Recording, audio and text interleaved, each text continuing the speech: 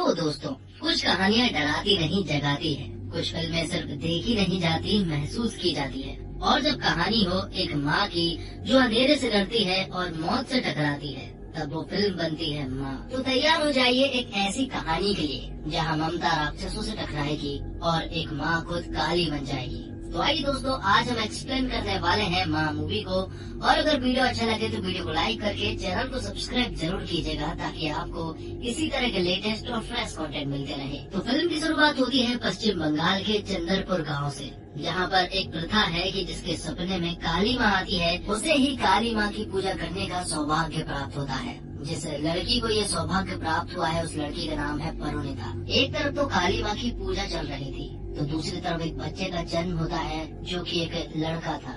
और तभी मालूम चलता है कि एक और बच्चा जन्म लेता है जो कि एक लड़की है। और जब लोगों को मालूम चला कि लड़की हुई है, तो सभी लोग इकट्ठे होकर उसे जंगल में ले जाते हैं और वहाँ एक पेड़ के नीचे उसे एक पत्थर पर रख देते हैं। जिसके बाद और जो लड़की काली माँ की पूजा कर रही थी, मतलब कि परुणिता, यहाँ पर उस छोटी सी बच्ची की जान ले लेती है, मतलब कि उसे बलि चढ़ा देती है। अब कहानी जो है वो 40 साल आगे शिफ्ट हो जाती है, जहाँ पर हम अंबिका को देख पाते हैं जो कि एक टीचर है, और वो अपने बच्चों को रक्तबीज नाम के एक राक्षस के बारे में बता रही थी। वो बताती है कि रक्तबीज नाम का एक राक्षस हुआ करता था जो कि देवताओं से लड़ता था, लेकिन उसकी एक खासियत थी कि जब भी वो देवताओं से लड़ता और देवता उसे मारते और उसके जो खून बहता, उस खून से एक नया रक्तबीज जन्म ले लेता।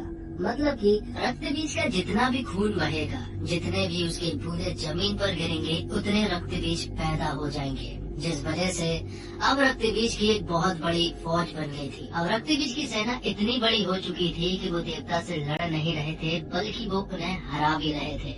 ये देखकर देवता जो है वो तुरंत ही काली माँ के पास पहुँचे। काली माँ ने भी फैसला लिया कि वो रक्तबीज से लड़ेगी।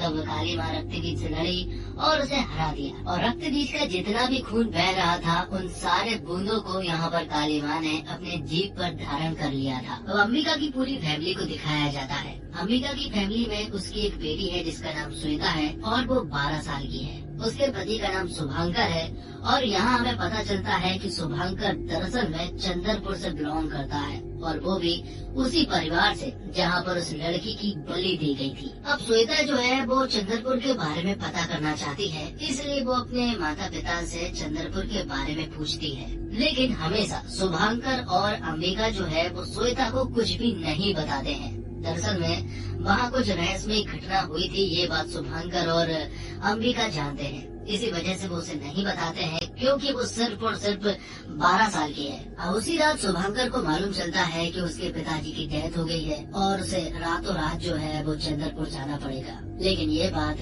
उन्होंने श्वेता को नहीं बताई, और रातों रात जो है वो शुभांकर चंद्रपुर पहुँच गया, जहाँ पर उसने अपने पिताजी को मुखाग्नि दी और फिर अपने चाचा जी जयदेव से मिला। जयदेव जो है वो चंद्रपुर गांव का सरपंच है और वो उनकी हवेली का ख्याल भी रखता है। और शुभांकर बिल्कुल भी नहीं चाहता है कि वो इस हवेली में रहे, इसलिए वो चाचा जी से कह देता है कि आप इस हवेली को बेच दो, क्योंकि वो शहर से इस हवेली को मैनेज नहीं कर पाएगा और उसका यहाँ पर आने का बिल्कुल भी मन भी नहीं करता है। तब चाचा जी कहते हैं कोई बात नहीं, तुम अपनी बीवी और अपनी बेटी का ख्याल रखो। तब शुभांकर कहता है कि मेरी कोई बेटी नहीं बल्कि बेटा है। लेकिन चाचा जी कहते हैं कि मुझे सब मालूम है, तुम्हारी एक बेटी है, लेकिन अब यहाँ पर ऐसी कोई प्रथा नहीं चलती है, इसलिए तुम उसे यहाँ भी ला सकते थे। अब रात को ही शुभांकर जो है वो वापस दिल्ली आने लगा था अपनी बेटी और अपनी बीवी के पास। लेकिन तभी रास्ते में ही एक पेड़ की शाखाएं जो है वो यहाँ शुभांकर के ऊपर हमला कर देती है और उसे जान से मार देती है। ये बात जब अंबिका और श्वेता को मालूम चली तो उन्हें बहुत ज्यादा दुख हुआ, क्योंकि शुभांकर उनका एक लौता सहारा था। और पुलिस वालों ने यहाँ पर अंबिका को बताया कि सिगरेट की वजह से, आग लगने की वजह से उनकी मौत हुई है। तो अब इसी तरह से 3 महीने बीत जाते हैं। अंबिका और श्वेता एक दूसरे का ख्याल रखते हैं और अपनी जिंदगी को जी रहे थे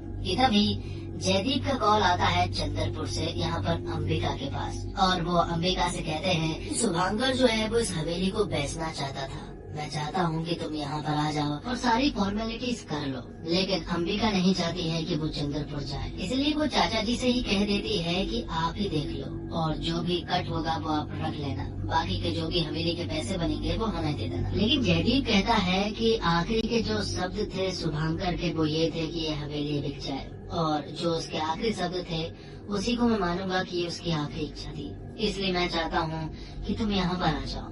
अब ना चाहते हुए भी अंबिका को उनकी बात माननी पड़ती है और आखिरकार वो श्वेता को कहाँ पर रखे, इसलिए वो उसे भी अपने साथ ले जाने लगती है। तो अंबिका और श्वेता जब हवेली पहुँचे तो उन्हें वहाँ पहुँचकर ऐसा लगने लगा जैसे ये कोई भूतिया हवेली है। और यहीं पर हम देखते हैं कि इस हवेली का ख्याल रखने वाले दो लोग थे, जिनमें एक विकास था, दूसरी नंदिनी थी, और उनकी एक बेटी भी है जिसका नाम दीपिका है और वो लगभग 12 साल की है। तो यहाँ पर पहुँचने के बाद श्वेता भी दीपिका के साथ रहने लगती है और दोनों जो है वो दोस्त बन जाते हैं। अब क्योंकि श्वेता जो है वो शहर से आई थी, इसलिए वो दीपिका को अच्छी अच्छी चीजें दिखाने लगती है। थोड़ी देर के बाद ही जयदीप चाचा जी यहाँ पर अंबिका के पास आते हैं और वो बताते हैं कि कल जो है वो एक ब्रोकर आ जाएगा और वो इस हवेली की डील कर लेगा। मुझे मालूम है कि आप लोगों को यहाँ पर रहना बिल्कुल अच्छा नहीं लगता है, इसलिए मैं जितना जल्दी हो सके इस हवेली को बिकवाऊंगा और आपको पैसे दिलवाऊंगा। तभी अंबिका देखती है कि यहीं पर एक काली माता का मंदिर है जो कि हवेली के अंदर ही है, लेकिन वो मंदिर जो है वो पिछले 40 सालों से बंद है और उसे प्रथा के बारे में बताया जाता है कि जिसे रात को सपने में काली माता नजर आती है वही काली माता की पूजा कर सकता है। अब दीपिका और श्वेता बैठकर श्वेता की कुछ ड्राइंग्स देख रहे थे और उन्हीं ड्राइंग्स में से यहाँ पर दीपिका देखती है कि श्वेता ने एक ऐसे पेड़ की ड्राइंग बनाई है जो कि हवेली के जस्ट पीछे ही है। ये सुनने के बाद श्वेता यहाँ दीपिका से कहने लगती है कि मुझे वो पेड़ देखना है, लेकिन यहाँ दीपिका कहती है कि हम वहाँ नहीं जा सकते क्योंकि लोग कहते हैं कि वहाँ पर राक्षस रहता है। और श्वेता को भी ये समझ नहीं आता है कि आखिरकार उसके टैब में ये ड्राइंग बनाई किसने है। अब श्वेता यहाँ दीपिका को फोर्स करती है और वो उसे उस पेड़ के पास ले जाती है। वहाँ पहुँचने पर हमें मालूम चलता है कि यहाँ की जगह को पूरी तरह से बंद कर दिया गया है, यहाँ से अंदर जाना पूरी तरह से प्रतिबंधित है। और तभी यहाँ पर श्वेता की माँ आ जाती है जो कि श्वेता से कहती है कि तुम्हारा यहाँ वहाँ घूमना ठीक नहीं होगा। और तभी यहाँ पर दीपिका की माँ मतलब कि नंदिनी भी आ जाती है और वो यहाँ पर दीपिका को खूब चिल्लाती है कि तुम्हारा यहाँ पर आना बिल्कुल भी ठीक नहीं है, आज से तुम इन लोगों से दूर रहोगे। और तभी यहाँ पर अंबिका देखती है कि दीपिका को दरअसल में फर्स्ट पीरियड्स आ चुके थे और ये देखने के बाद तो नंदिनी और भी ज्यादा डर जाती है। वो बहुत ही ज्यादा डर गई थी और वो भगवान से दुआ कर रही थी कि भगवान अब बचा लेना। और अंबिका और श्वेता को समझ नहीं आ रहा था कि आखिरकार नंदिनी ऐसा क्यों बोल रही है। तो वही नंदिनी ने सोच लिया था कि वो अपनी बेटी दीपिका को एक कमरे में बंद कर देगी। उसने ऐसा ही किया, उसने दीपिका को एक कमरे में बंद कर दिया कि तभी पेड़ की कुछ शाखाएं जो है वो उस कमरे में खिड़की के सहारे अंदर घुस आई और वो दीपिका को यहाँ से झंझोड़ते हुए अपने साथ लेकर गई। जब इस बात का तहलका मचा और ये बात नंदिनी और विकास को मालूम चली तो नंदिनी यहाँ पर ये देखकर अंबिका को बहुत चिल्लाती है कि तुम्हारे यहाँ पर आने की वजह से ही ये सब कुछ हुआ है और अब उसकी बेटी के साथ अगर कुछ भी हुआ तो इसका पूरा इल्जाम जो है वो तुम्हारे ऊपर रहेगा। अब इस इंसिडेंट के बाद गांव के बहुत सारे लोग भी इकट्ठे हो चुके थे और यहीं पर पुलिस वाले को भी बुला लिया गया था और यहाँ सभी को मालूम चलता है कि दरअसल में 12 साल की उम्र हो जाने के बाद जिनका पहला पीरियड्स आता है, लड़कियाँ इसी तरह से रात को गायब हो जाती है और 3-4 दिनों के बाद अपने आप वापस भी आ जाती है। इस इंसिडेंट के बारे में यहाँ जयदेव को बहुत अच्छे से मालूम है, लेकिन उसने ये बात कभी भी किसी को नहीं बताई और न ही पुलिस वालों के पास FIR की। लेकिन ये बात अंबिका और पुलिस वाले को हजम नहीं हो रही थी, इसलिए वो उस पेड़ के पास चेक करने के लिए जाते हैं जहाँ पर उन्हें ऐसी कोई चीज नहीं दिखती है जिससे उन्हें लगे कि यहीं से लड़की गायब हुई है। लेकिन आखिरकार यहाँ पर क्या चल रहा है, श्वेता ये सब कुछ जानना चाहती है,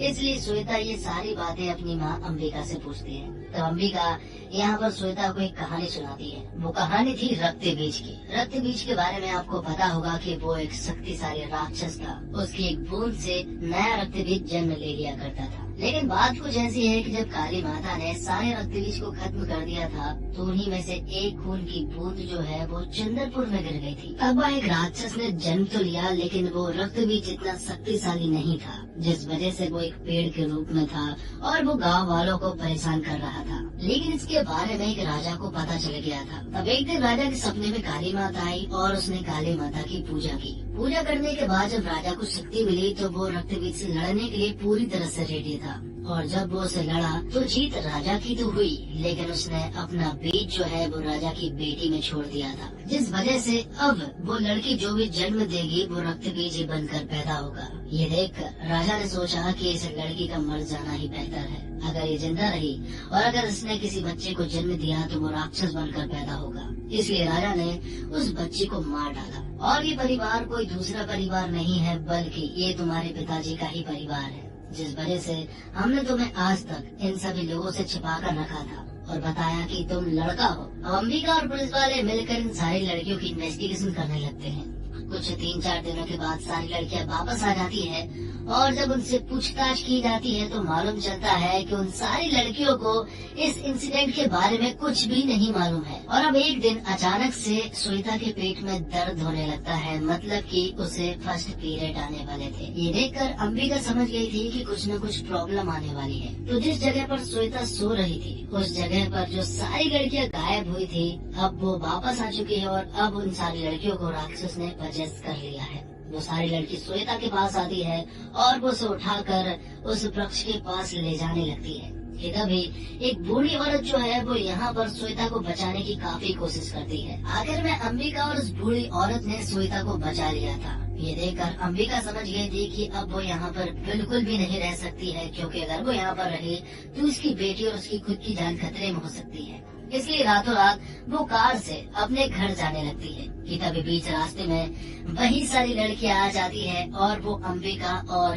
श्वेता पर हमला कर देती है। और यहाँ पर इस बार वो श्वेता को अपने साथ ले जाने में कामयाब हो जाती है और वो बूढ़ी औरत भी इस बार कोई मदद नहीं कर पाती है। अब वो बूढ़ी औरत जो है वो अंबिका से मिलती है और वो उसे बताती है कि मैं भी उस लड़की को बचाना चाहती हूँ। अब वो बूढ़ी औरत अंबिका को पूरी कहानी सुनाती है। दरअसल में ये बूढ़ी औरत कोई और नहीं बल्कि फिल्म की शुरुआत में जिसके सपने में काली माता आई थी, मतलब कि परोनिता, ये वही लड़की है। और इस लड़की को उस छोटी सी बच्ची की बलि चढ़ाने को भी कहा गया था, लेकिन तब उसने मना कर दिया था। बलि देते देते परुणिता रुक गई थी, लेकिन तभी जयदीप यहाँ पर आया और उसने सभी लोगों के सामने परुणिता को कमजोर बताया और कहा कि ये काम मर्दों का है, इसलिए ये काम वो करेगा। तब जयदीप ने ही उस लड़की की बलि दी थी। जिसकी बलि दी थी वो एक लड़की थी, लेकिन जो लड़का था ना वो तुम्हारा पति शुभांकर था। और इन सब के पीछे कोई और नहीं बल्कि जयदीप ही है। गांव का सरपंच ही सबसे बड़ा गुनहगार है।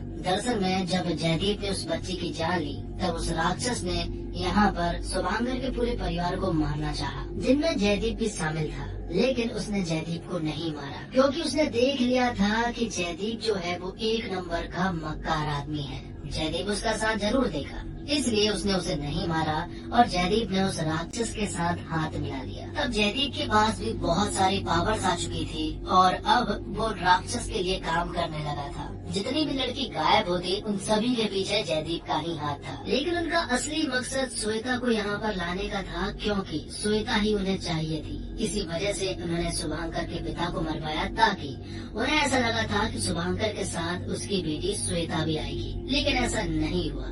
इसलिए यहाँ पर जयदीप ने शुभांकर को भी मरवा दिया और फिर हवेली के बिगवानी के झांसे में अंबिका और श्वेता को यहाँ पर आना पड़ा और जयदीप और वो राक्षस यही चाहते थे। अब वो बूढ़ी औरत बताती है कि काली माता ही तुम्हें बचा सकती है। तभी अंबिका बताती है कि मेरे सपने में काली माता आई थी। तब परुणिता कहती है कि अगर तुम्हारे सपने में काली माता आई है तो तुम्हें तुरंत ही काली माता की पूजा करनी चाहिए। अगर ऐसा हुआ तो तुम अपनी बेटी को बचा सकती हो। तब अंबिका ने काली माता की पूजा की और फिर ज्यादा देर न करते हुए वो तुरंत ही उस राक्षस से लड़ने के लिए पहुँच गयी। लेकिन राक्षस तक पहुँचने से पहले उसकी मुलाकात होती है जयदीप से। जयदीप से जब वो लड़ना स्टार्ट की तो यहाँ पर जयदीप ने अंबिका का बहुत ही बुरा हाल कर दिया।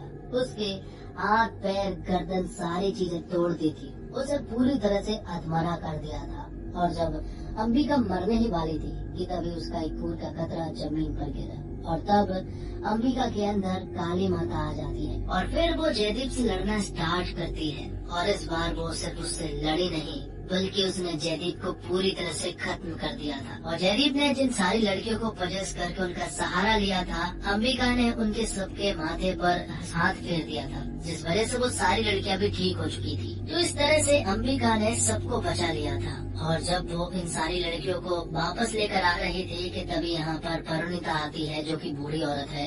वो यहाँ पर अंबिका को बताती है कि उस राक्षस ने तुम्हारी बेटी के अंदर बीज डाल दिया है। तो अब श्वेता के अंदर एक राक्षस का अंश है, जिस वजह से तुम्हें उसे मारना होगा, वरना ये राक्षस फिर से जन्म लेगा। अब अंबिका बहुत बड़ी प्रॉब्लम में फंस चुकी थी कि आखिरकार अब वो क्या करे, वो अपनी बेटी की जान भला कैसे ले। ना चाहते हुए भी उसे लेनी पड़ी। और जब वो उसे मारने ही वाली थी कि तभी यहाँ पर बहुत सारी आत्माएं जो है वो मुक्त हो जाती है। ये देखकर परिणीता तुरंत ही यहाँ अंबिका को रोक लेती है और कहती है कि सारी आत्माएं जो है वो मुक्त हो चुकी है, जिस वजह से अब सारी लड़कियां पूरी तरह से सेफ है और वो राक्षस भी यहाँ से जा चुका है। फिल्म के आखिर में हमें शैतान फिल्म का वनराज दिखाया जाता है, जो कि शैतान फिल्म में एक विलन था। वो यहाँ इस पेड़ के पास आया था और उसने यहाँ की राख को उठाकर कहा था कि शैतान कभी नहीं मरते, शैतान हमेशा वापस आते हैं। इससे ये साबित होता है कि शैतान फिल्म जो है वो माँ फिल्म के बाद बनी है। तो दोस्तों, अगली फिल्म में अगली कहानी के साथ,